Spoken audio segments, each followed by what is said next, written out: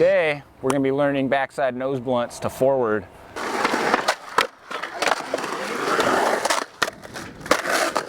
For backside nose blunts, you're going to want to have the knowledge and the notion of how to do backside disaster, because it requires the same sort of body rotation and similar speed going into it. So to be able to do this, yeah, you first want to learn backside disasters pretty good. Get confident, get your confidence good with those, and then it's time for nose blunts.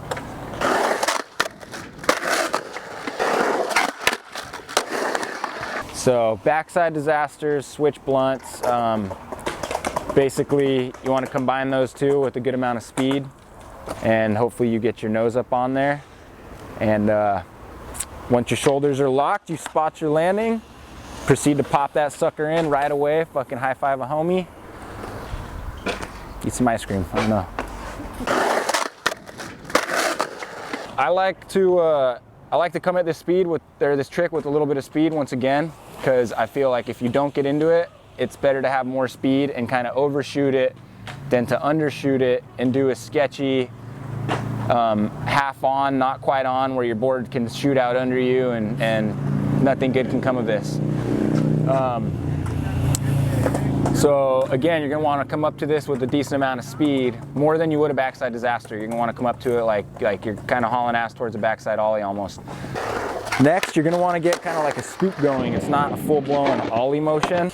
I prefer the scoop because on steep stuff, that's kind of how you're gonna do it naturally. It's real hard to get a good clean ollie into it on steep stuff. So eventually, for me, like I end up doing it the same way from little stuff to big stuff.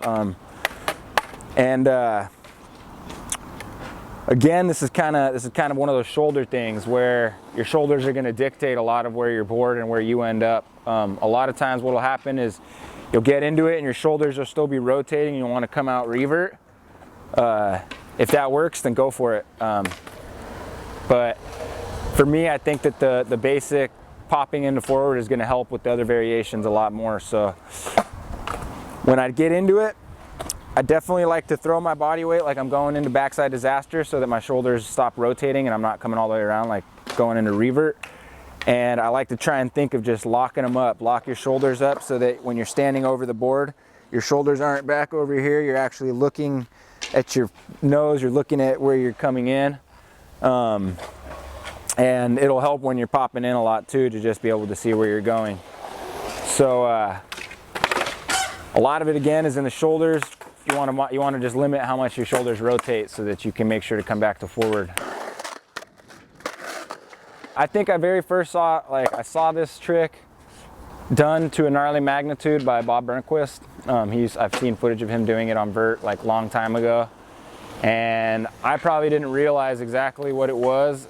It was just one of those tricks that I think felt natural for me. I started to mess with it and it worked, and so, you know, sometimes that just happens. But I'd say Bob Burnquist was the first dude I saw doing them, and from there I just wanted to do them on everything. I've been doing that trick for well over 10 years now, and I will hopefully continue to for many more. But it's a sick feeling trick. But yeah, I'd say that's where I very first saw it.